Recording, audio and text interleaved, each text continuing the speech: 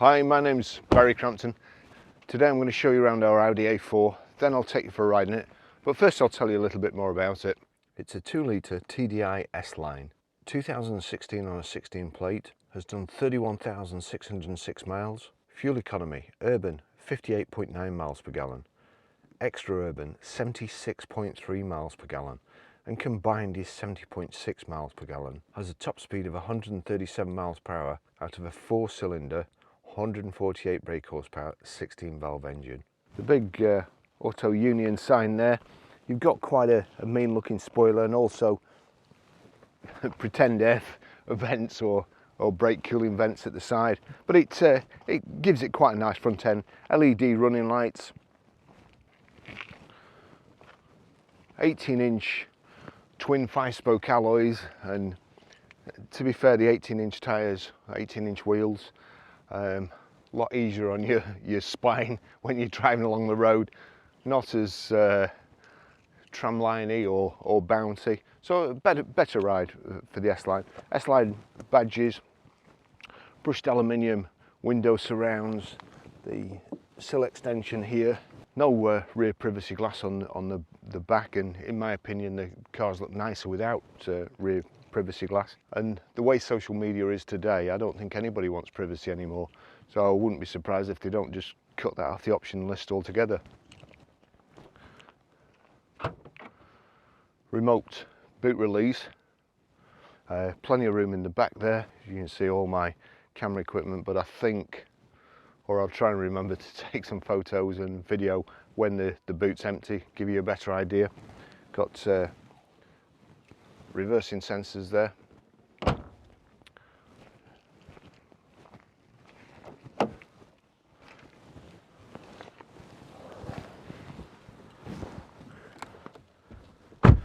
Gonna get shot today. I forgot to bring paper mats with me. Having said that, this car, I mean, it's lovely inside and outside, and you can always tell when a vehicle's been really looked after because it's got fitted carpet mats, and then whoever's owned it has also bought these heavy duty rubber mats to put over the carpet mats. So it's lovely. It's lovely in the back here as well. You've got your vents here, and you can also adjust them from the switch here. Power socket, this lovely brushed aluminium finish on the doors, and again your coat hangers here and grab handle to let old people like me out. Isofix rear child seat, anchor points, rear armrest here.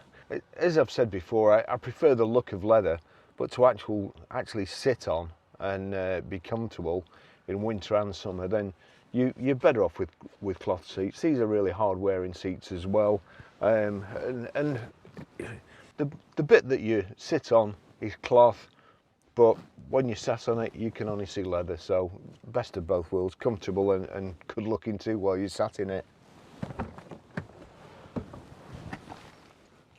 I'll just take you for a ride in it.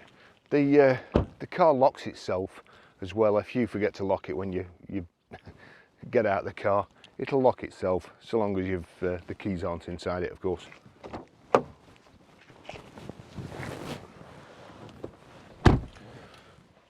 The new style Audi keys there, it's keyless go, foot on the clutch, and that's it started. There's a little space there to put the key, although I'd prefer it in the ignition. Just get comfortable. It's not very pleasant at the moment up here, very foggy and misty, but hopefully the video will turn out okay. So service history, 13th of 2nd 2019 at 17,647 miles, that's Nottingham Audi.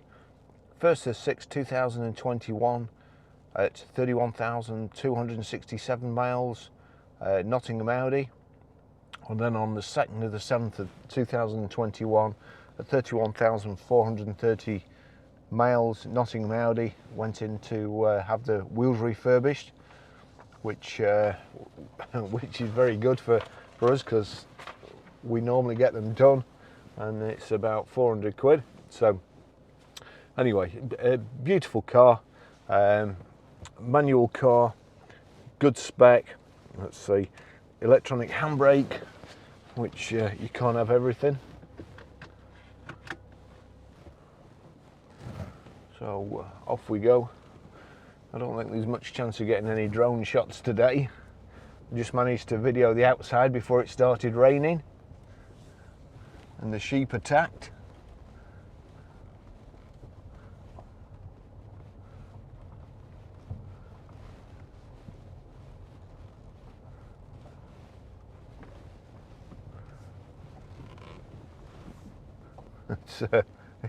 It's a virtual whiteout. Oops, there's a big Land Rover coming here. Don't want to be arguing with him. Off we go. So I have to say, Audis are extremely nice cars, and somebody put a comment on one of my videos the other day, why don't you tell us what's wrong with vehicles? I'm as honest as I can be about designs. I think everybody knows what I like and what I don't like, and there's some incredibly stupid designs, incredibly stupid. I just don't know how anybody passed them. Like the previous Audi, in order to switch the fan on, you had to press a switch which was smaller than your finger, and you could press any one of probably 3, and then go to another dial to turn the fan up and down and watch what speed, as if you need to know anyway. You just turn it up to what you want, don't you? Like here, now it's just one switch, one flick switch. You click it and it goes up one. That's great. A couple of other things, Audi A3s or Audi hatchbacks. Somebody, and I don't know who would come up with this idea, because two things that don't mix are water and electricity. And in the rear wiper, they decided to channel the washer pipe through the middle of the motor. And of course, what happens? Water gets in the motor and it ruins the motor. I've lost count of the amount of wiper motors that I've had to change through that. Just a waste of money. It's stupid design, and so on. And not only that, when the pipe does go, it then drips onto your electric boot release and ruins that too. So if you're not careful, you're probably in for a bill for about 500 or 600 quid because somebody thought of a stupid design. And you know, stuff like that, I think that should be covered by the manufacturers. It's a designed by a numbskull. Why should you pay for it? But anyway, it's usually us that end up paying for it anyway, as we've just done with our white Audi A3. Exactly the same things happened to that. But on this, in general, Audis are more reliable or need less reconditioning than certainly BMWs, and probably on a par with Mercedes-Benz. My dad had a couple of Audis when I was younger. Never any problems with them. Had an Audi 100. Well, I had two Audi 100s and an Audi 80, which was a brilliant car. And I've certainly sold loads of them, so I wouldn't keep selling them if they weren't good.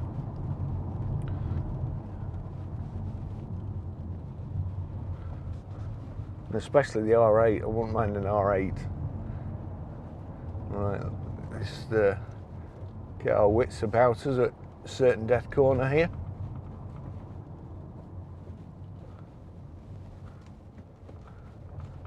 And that reminds me, I must switch the roundabout collision switch off. So we've got a couple of other things. It is a good design. The steering wheel's nice and clean. We've got cruise control just behind here, and you can actually see the cruise control with this design, whereas, you know, Some vehicles it's behind the 1/4 position of the steering wheel. So that's let's see, that's easy enough to switch on. Is that on? Yeah, that's it, one switch. Great.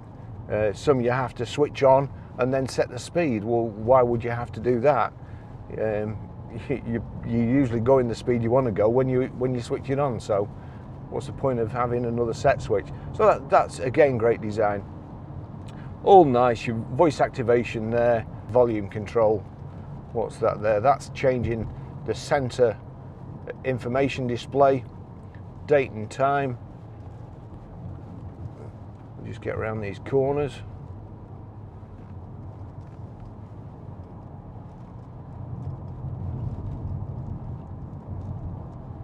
Blimey, I don't remember there being this many corners.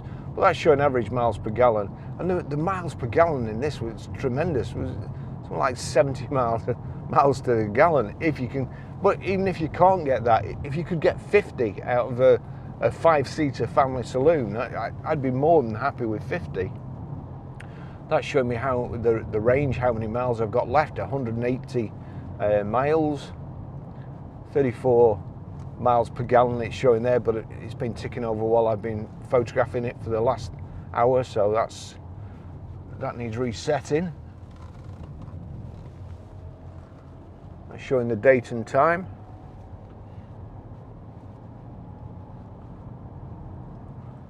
And then of course you can have your speed, which is more accurate than the analog speedo, so that's handy.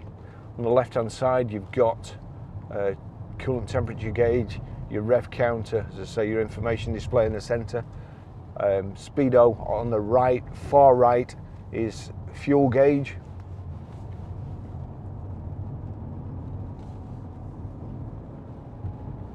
Great engine, this 2 litre. Plenty of kind of low end grunt. You can just take off from any speed.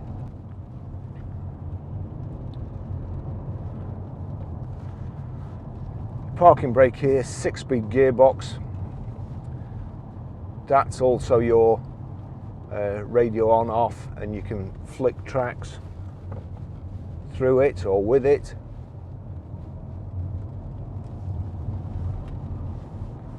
Your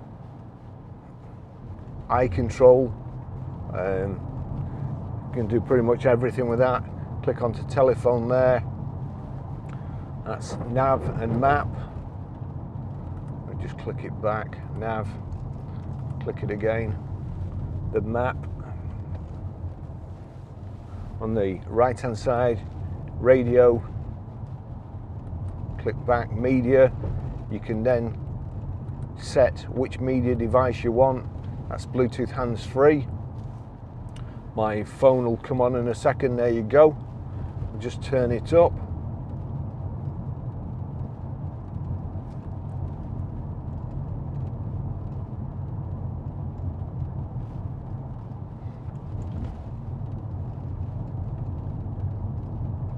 That's what's playing on my phone at the moment. Beginning to think that I'm wasting time. You and me too, Dobie.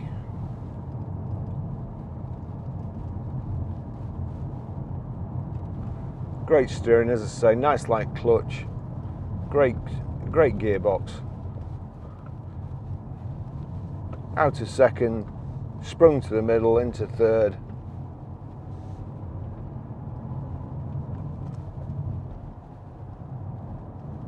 Very, very easy. Not too much spec that you don't need on this. Nothing, not too much to go wrong. Electric windows. We've got heated door mirrors, which are very, very handy, of course. We've just got to turn this to the back position here. That puts the heaters on. It's quite cold this morning. Again, it's showing 15.5 degrees outside. It certainly don't feel like it is 15.5 degrees. It got me jumper on this morning. Perhaps I'm going soft. There's a keypad here. I've never even looked what the keypad's for. I'm assuming it's perhaps a starting code or something.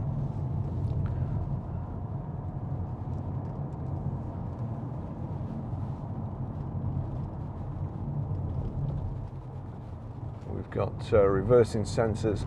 It's a good looking car, good design.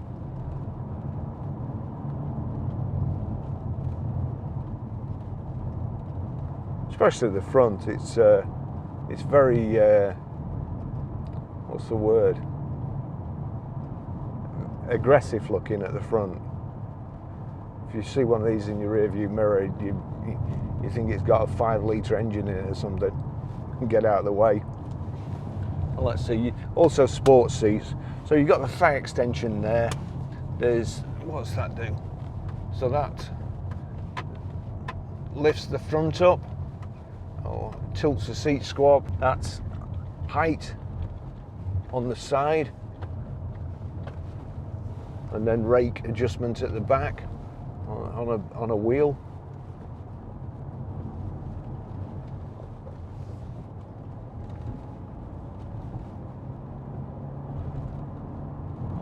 The tyre noise isn't excessive. All good, to be fair. We've got front centre armrest here, 2 USB in sockets in there, and also an auxiliary in. You can, as soon as you plug your phone in, of course you can do away with the Bluetooth and use all the functions through the aux in. Connects with the audio system.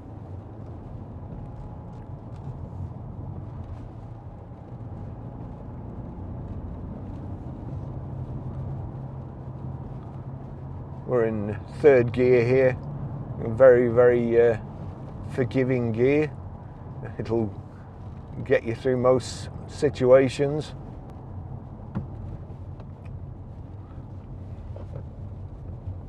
There's suicidal birds in the country.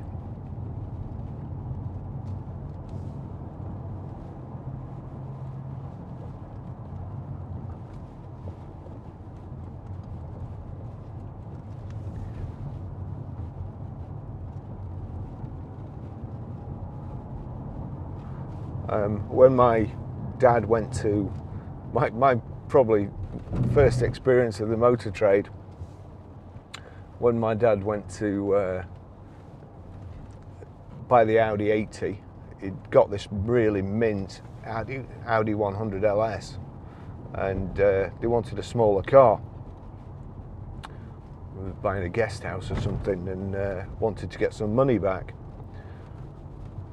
So I remember going to this dealer with him, and he was trying to do a deal, and of course, these days, you know, how much you want for your car. Well, everybody knows how much they want for their car. Well, I don't know, as much as possible, all that stuff. Mostly we do it because people have unrealistic expectations these days. Just at this moment, and of course this is August 2021, it would seem that Auto Trader's valuations of the wheels come off, and they're telling private customers that their car's worth as much to sell, in fact in some cases more, than the dealers are selling them. So it's creating some arguments really, or you know, people come in and they think we're trying to steal the car, and we're not. But anyway, so everything's online these days. You can value your own car online, you can get a price, you can see exactly the information that we get. But in the old days, there used to be a glasses guide, and it had stamped on the front, confidential, private and confidential, motor trade use only, you know, for your eyes only. And anyway, the trader said to my dad, all right, well, how much you want for your car? And he probably said, well, as much as possible. And the guy said, well, here's our guide. That's what your car's worth. And that's our car, so, you know, that's the difference. anyhow, it turns out, of course, you had to look up the specific vehicle, and again, these days you just put the reg in, it brings the vehicle up and all the specifications and so on. In the old days you had to go down Audi ATLS and then down the mileage, and then there was a mileage chart at the back because it'd have something like 20,000, 50,000, 70,000. So if it'd done 56,000, there was another table at the back, and you go down there. Anyway, this trader showed me Dad, but he showed him a completely different model. Of course, the worst model it was, and my Dad didn't know. So he kind of basically ripped him off. So that was the old days, and I've had a bit of a downer on Audi salesmen ever since. And I tell you what, they've not changed. Our local dealer is so difficult to deal with, very, very difficult. And I've heard some horror stories as well. So if you're going to buy an Audi, come and buy this one.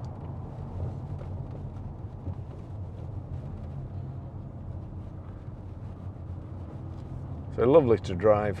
Got height and reach adjustable steering wheel as well.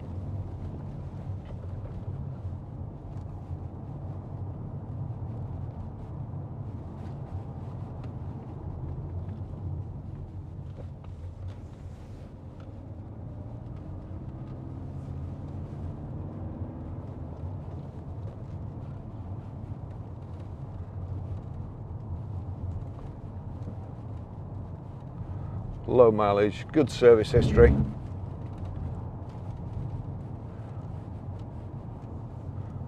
Nice colour combination as well. Blimey, somebody always keeps knocking a brick down there. So I'll just have to go and shift that as well. There's lots of motorbikes come up here, and if that's flicked out, give me 2 minutes. Where's the key?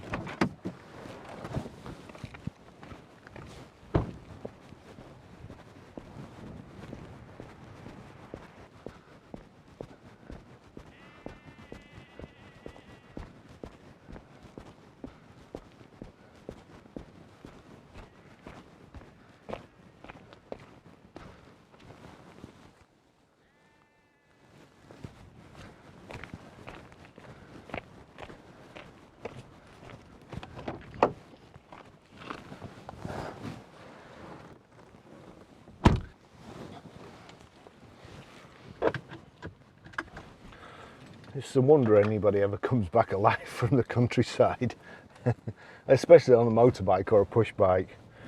It's lethal. I mean, you come around that corner and hit that rock on a motorbike, and there's a 100-foot drop over there. You're straight off. There's nothing to keep you on the road. They've put the worst part of the road. There's nothing to keep you on, and then the straight bit here, they've put these kind of railings. So anyhow, good deed for the day. Oops, turn. So the sat nav, there you go. Sat nav, Bluetooth hands-free, Bluetooth audio streaming, the climate control switches here, and they're nice and clear, easy to use, all good. So there you go, another lovely car into stock, and we'll get the video up, get it advertised.